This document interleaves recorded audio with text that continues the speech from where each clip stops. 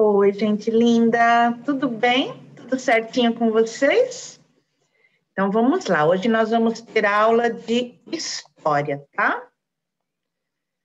Caderno novo, né? Caderno 4, quarto bimestre, último caderno do ano, né? Deste terceiro ano, tá? Então, caderno de história, caderno 4, página 147, vamos começar uma unidade. Unidade 4. A formação do povo brasileiro. Nosso país, o Brasil, tem mais de 500 anos. E se olharmos ao redor, veremos que o nosso povo é formado por gente de todos os jeitos. Diferentes tons de pele, diferentes formatos de narizes, diferentes formatos de olhos, diferentes formatos de bocas, o tipo do cabelo diferente, o jeito de falar, os sotaques, os costumes e muito mais. A diversidade é uma característica preponderante em nosso país. Diversidade vem de diversos, de vários, né? De variedade. E é uma característica bem dominante aqui no nosso país. Ainda bem, né? Porque a diversidade é uma coisa muito boa. Seria muito chato se todo mundo fosse igual, né? Com as mesmas características. Aí seria como ficar conversando na frente do espelho, né? Todo mundo igual. O interessante é conhecer pessoas diferentes, né? Com características diferentes. E conviver com essas pessoas, é isso que vai agregando conhecimento para a gente, né? Quando a gente conhece o diferente. Se for para conhecer o igual, a gente já sabe, né? Como é que é. Mas como será que tudo começou? Observe a imagem ao lado. Né? Então, aqui também, vou colocar ela aqui, ó, um pouquinho maior. Olha que legal. O mapa do Brasil, né? E aqui está falando, na imagem ao lado, observamos 3 rostos que identificam a origem do nosso país, do nosso povo, né? Como é que tudo começou? Que povos eles estão representando? Então, essa primeira pessoa está representando o povo africano, essa segunda pessoa. Então, aqui, a gente percebe até a diferença da cor da pele, né? É o negro, o branco, o indígena chamam de pele vermelha, né? Porque ele pega bastante sol. Então, aqui, o negro está representando o povo africano, o branco está representando o povo europeu, e aqui, não sei, aqui não está aparecendo pele vermelha, né? Mas aqui, essa terceira pessoa está representando o povo indígena, tá? Então, nós vamos responder isso. A que povos eles estão representando?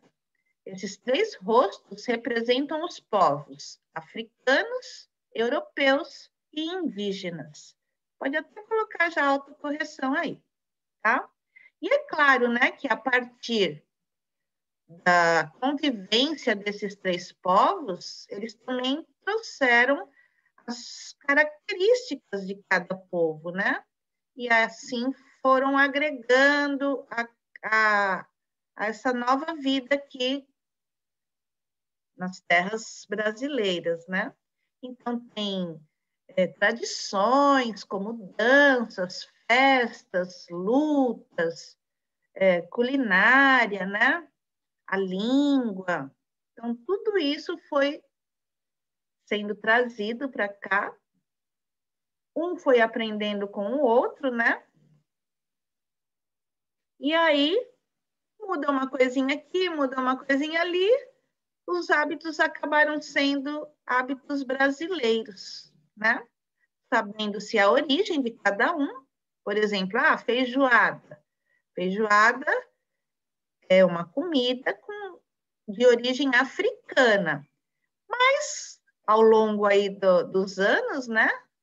ao longo dos séculos, é claro que foi mudando a receita, uma coisinha aqui, uma coisinha ali, né? Existe até a feijoada branca, né? Aí já é uma coisa assim, uma culinária mais dos europeus, né? Feijoada branca, com feijão branco, com carne de porco também, né? Porque a feijoada com feijão preto também, com várias partes do porco. E também tem a feijoada branca.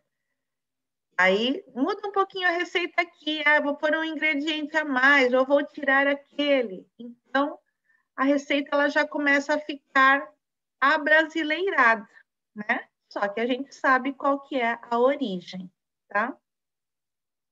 Assim acontece com todas as outras coisas, né?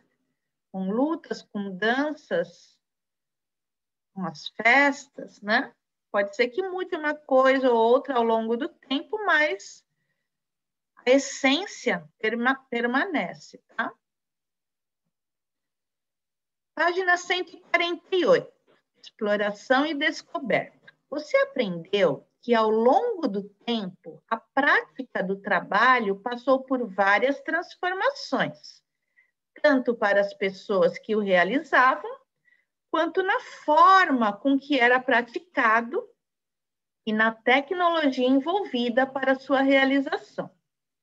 Nesse bimestre, você conhecerá alguns aspectos culturais e sociais dos povos que, não só por meio do seu trabalho, mas também com sua cultura, contribuíram para a formação da população brasileira. Então, a gente já sabe ali quais foram os povos que originaram o povo brasileiro, né? Foi a partir dos africanos, dos europeus e dos indígenas. Hora do texto. Povos indígenas. Temos aqui uma música, que o nome da música é Chegança, de chegar, né? Está falando um pouquinho quer dar a entender, né? Que está falando da época em que os portugueses chegaram aqui, né? Nessas terras que eram só dos indígenas, tá? Sou Pataxó, sou Xavante, Cariri. Yanomami, sou Tupi-Guarani. Sou Carajá, sou Pancaruru, Carijó, Tupinagé, Potiguar, sou Caeté. Uniô, Tupinambá. Essa é uma letra, né, que traz os nomes dessas etnias, desses grupos indígenas, tá? Os compositores dessa música, Antônio Nóbrega e Wilson Freire. Cada cena bonita, né, do povo indígena, com a sua cultura. Eu acho muito lindo, gente. Isso daí a gente não podia deixar nunca morrer uma cultura como essa. Mas vocês vão ver que a realidade não é assim, né? Vocês vão ver daqui a pouquinho quantos índios existiam na época em que essas terras eram só deles e hoje em dia quantos índios existem. Então, aqui, o que eu trouxe para vocês? A música Chegança, para vocês ouvirem um pouquinho, tá? Vou deixar vocês curtirem aqui. Vamos prestar atenção na letra, tá bom? É bem bonita.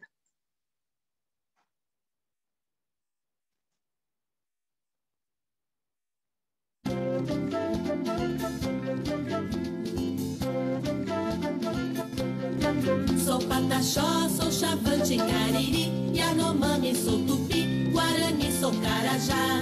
Sou Pancaruru, Carijó, Tupinagé, Potiguar, sou Caeté, Funiô, Tupinambá. Sou Pancaruru, Carijó, Tupinagé, Potiguar, sou Caeté, Funiô, Tupinambá. Depois que os mares dividiram os continentes, quis ver terras diferentes, eu pensei, vou procurar um mundo novo lá depois do horizonte. Levo a rede balançante pra no sol me espreguiçar.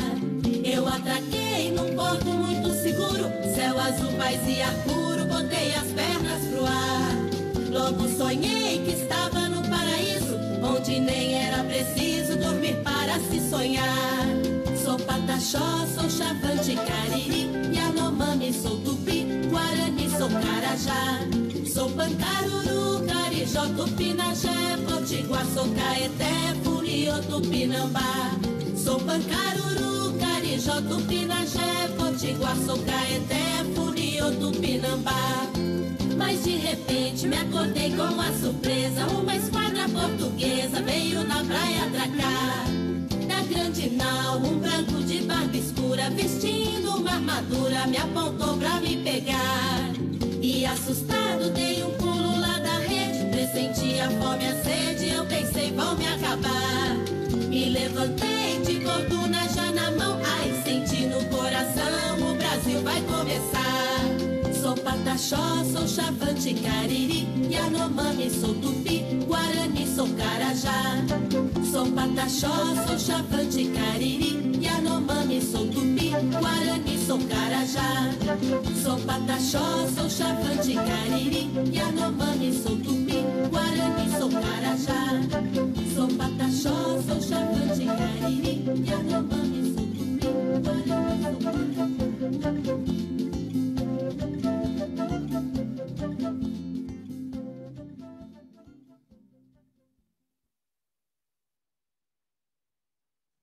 Bem legal, né, gente?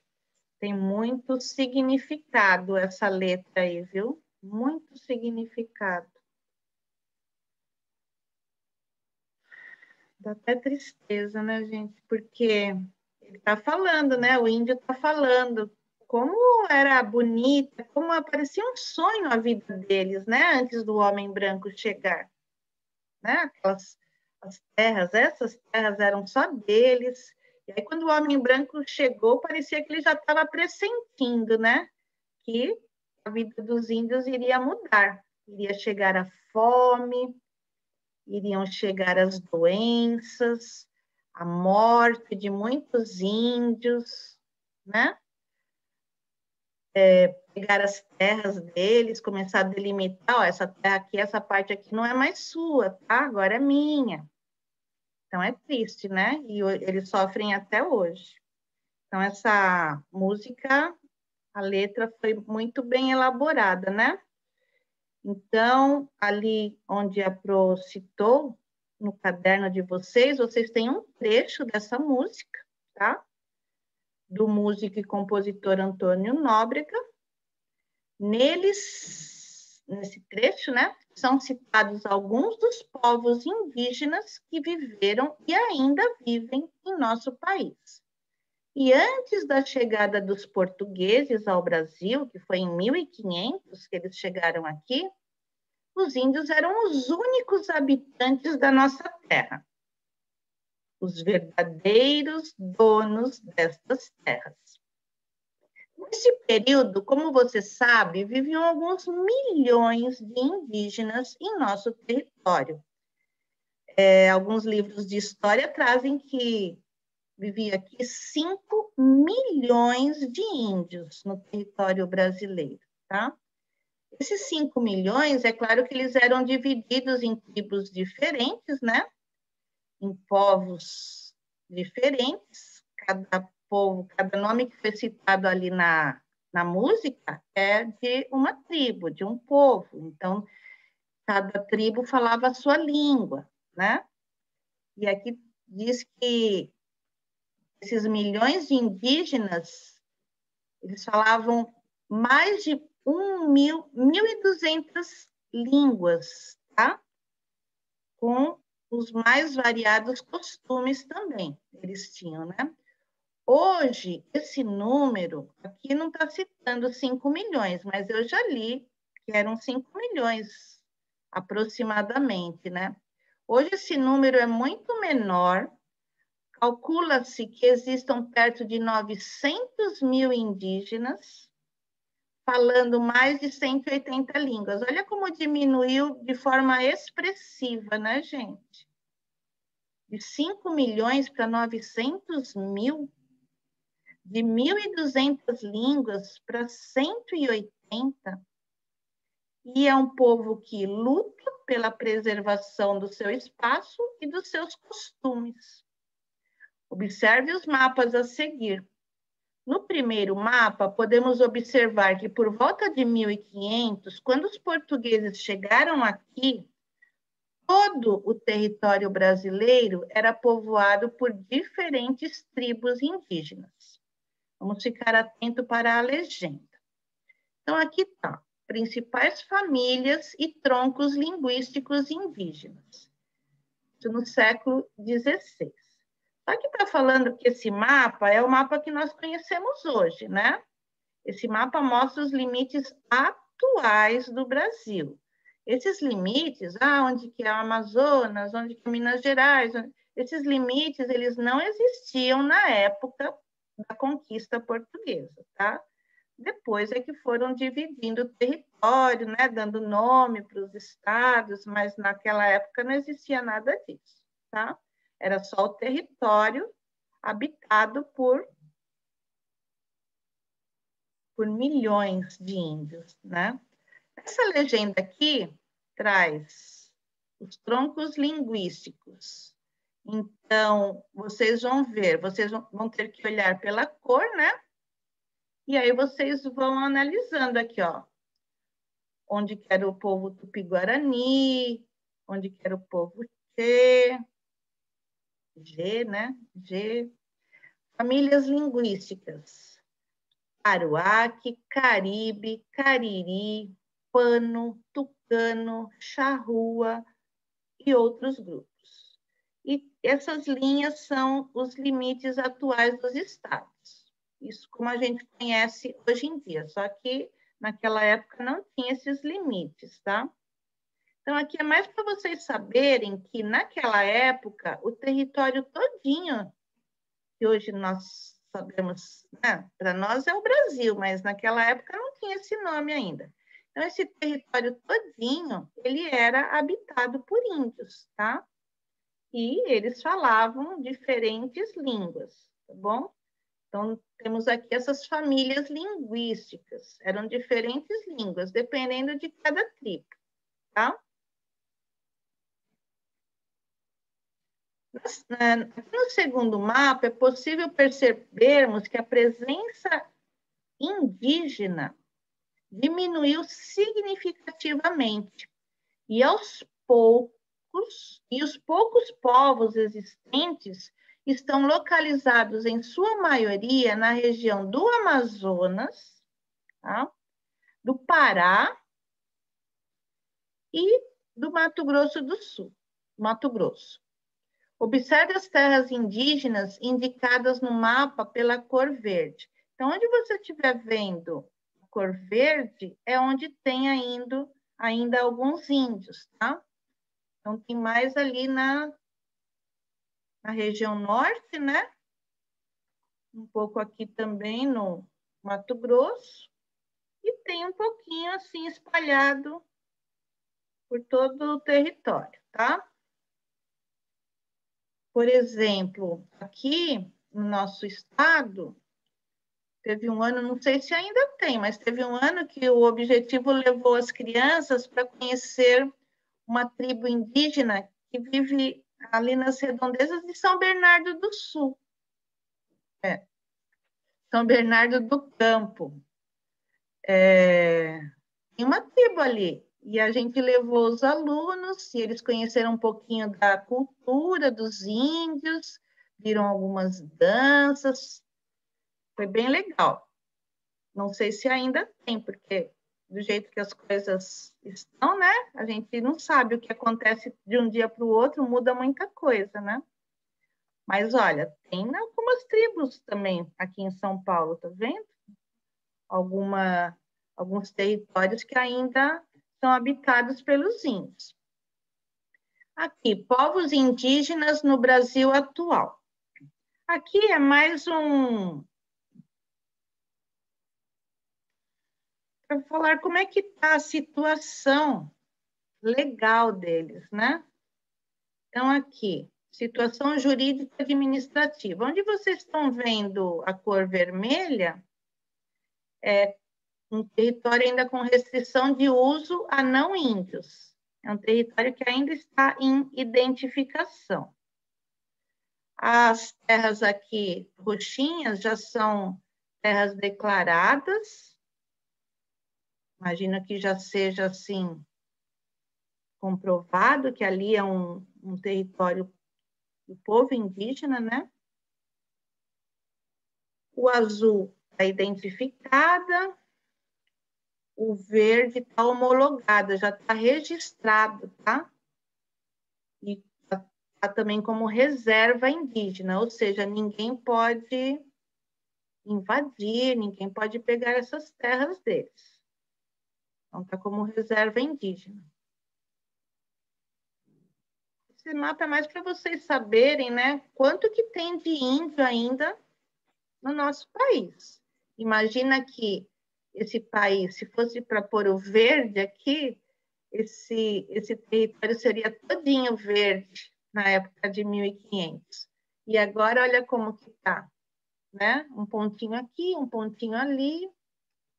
Diminuiu bastante, né? O número de índios aqui.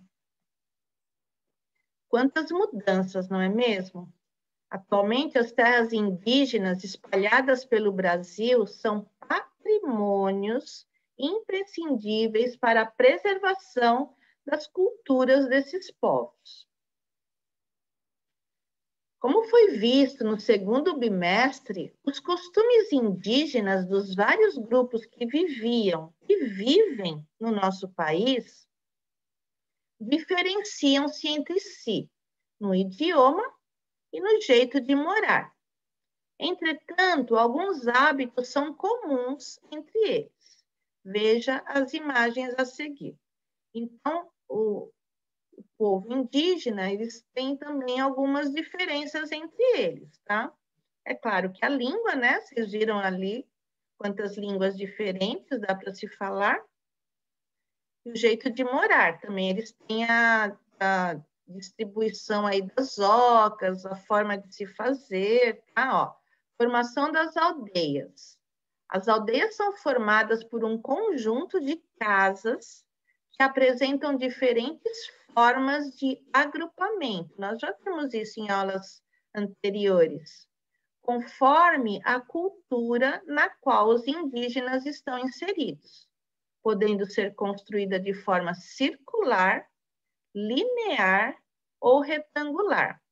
Então, é como eles formam a aldeia, né? Como é que eles colocam as casas, que são as ocas? Pode ser assim, de forma circular, né? Uma do ladinho da outra, na forma de um círculo, pode ser na forma de um retângulo, pode ser na forma de uma linha, também tem umas que ficam em forma de V, tá? A distribuição das ocas. Então, aí já está também uma diferença entre as diferentes tribos, né? Como é que eles formam as aldeias para morar. Também as tarefas nas aldeias. Na aldeia, todos trabalham. Aos homens são dadas as tarefas que exigem maior esforço físico, porque o homem tem mais força física, né? Como a construção das ocas e a caça de animais.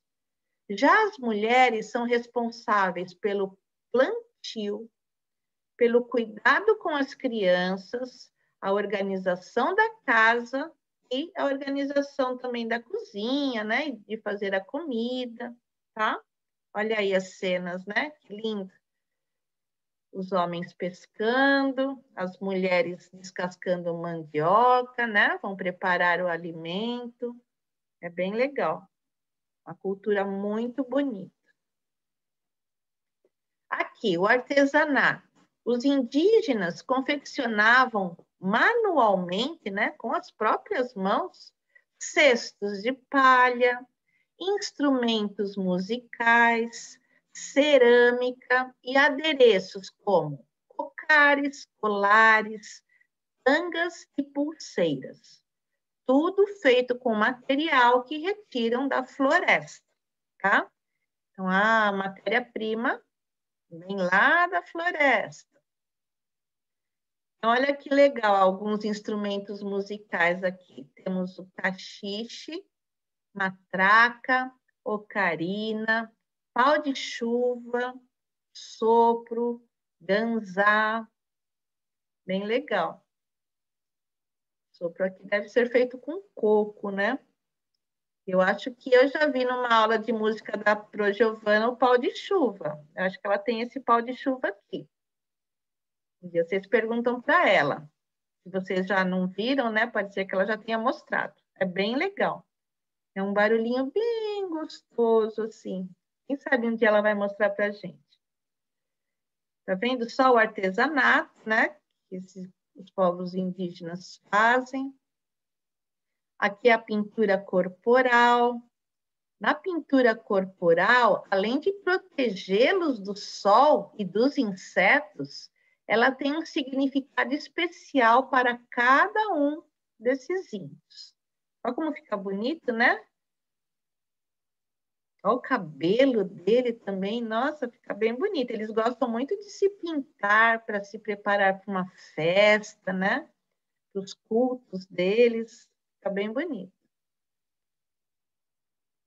Música e dança. Para os povos indígenas, todos os acontecimentos são motivos para comemorar com dança e canto.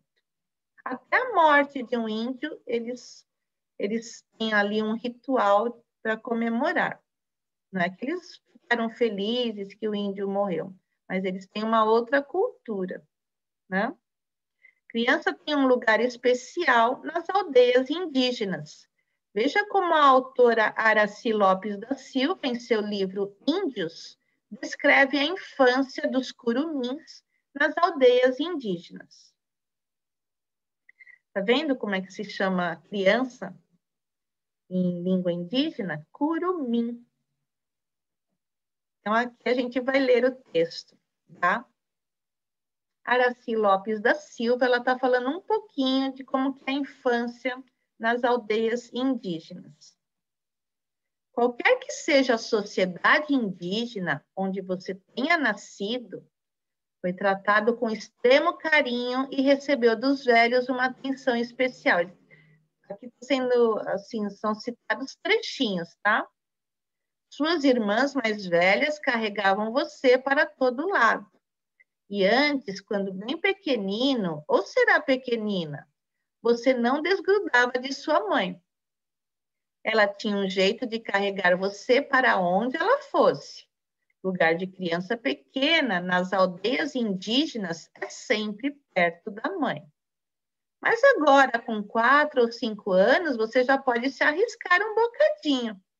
Já começa a formar grupinhos com o pessoal do seu tamanho. Por enquanto, as brincadeiras são ali mesmo, aos olhos da mãe, da avó, das tias, do pai, do avô, dos tios. Ainda não dá para se arriscar a grandes distâncias.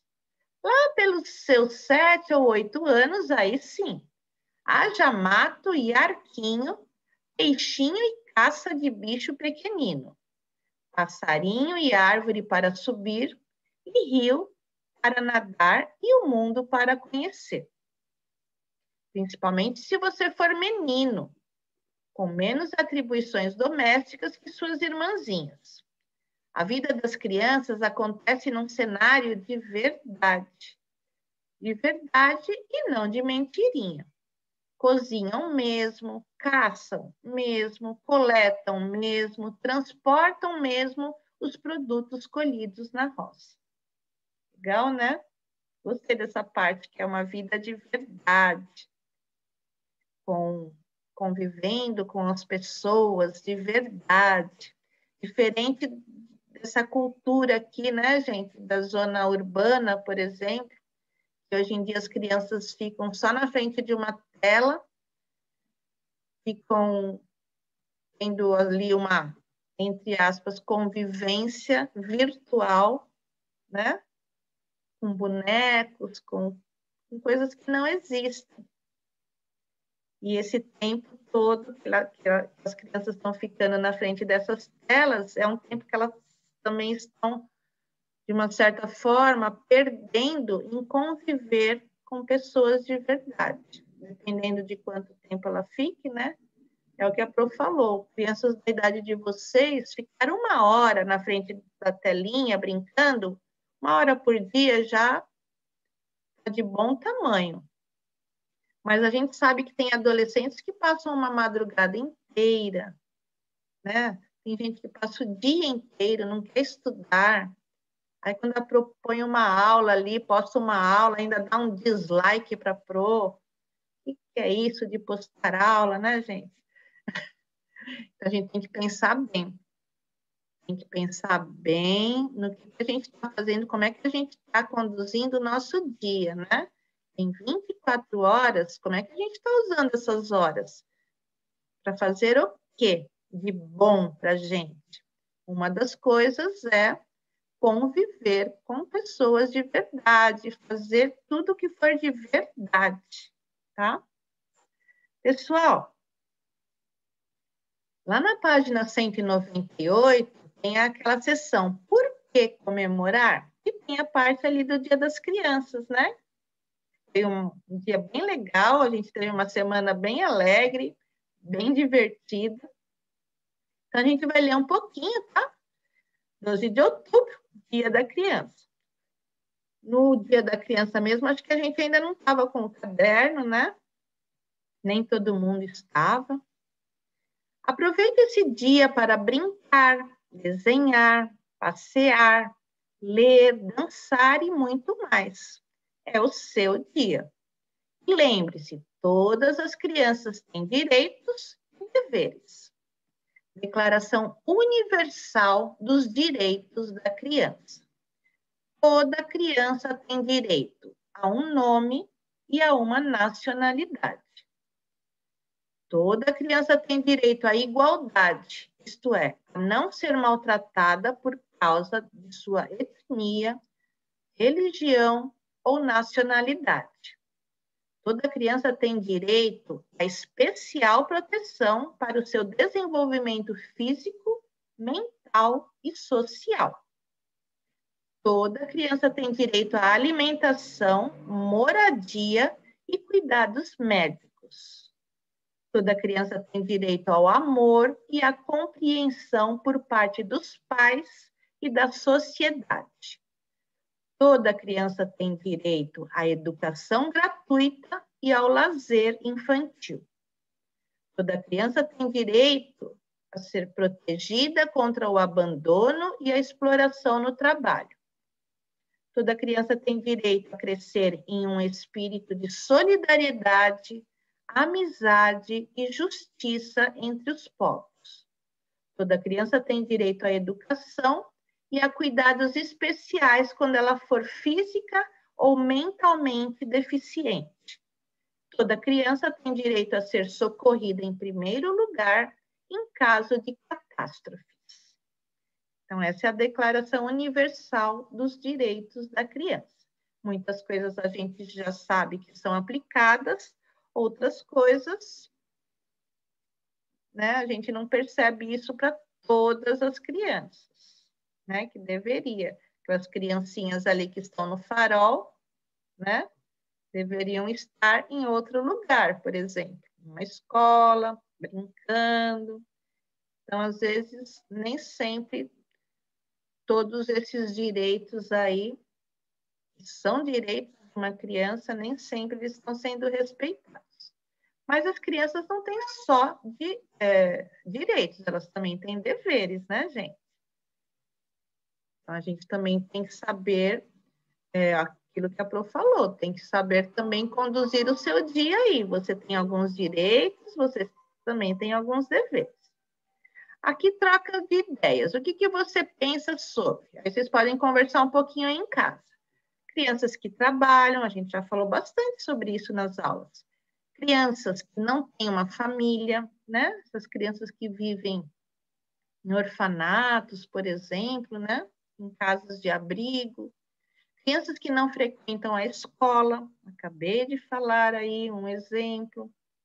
Né, de quem fica na rua vendendo coisinha no farol, ou fica ali em outras regiões, trabalhando na roça, né? A gente já falou do trabalho infantil, deveriam estar frequentando uma escola. Crianças que não têm comida, não têm brinquedo, não têm tempo para o lazer, não têm tempo para se divertir. Então, tudo isso é muito triste, né? A criança tem que ter os direitos dela. O direito de fazer tudo que seja para o desenvolvimento, né, da vida dela, para ela crescer, para ela ter conhecimento, né, adquirir conhecimento em uma escola, ter convivência com outras crianças, brincar, se divertir. Então, algumas coisas ainda não estão assim, não foram colocadas em prática, estão mais no papel. Então, gente, por hoje é isso, tá bom? A gente já começou, então, o nosso caderno de história. Até a nossa próxima aula. E um beijinho bem carinhoso da Pro. Bye, bye, gente.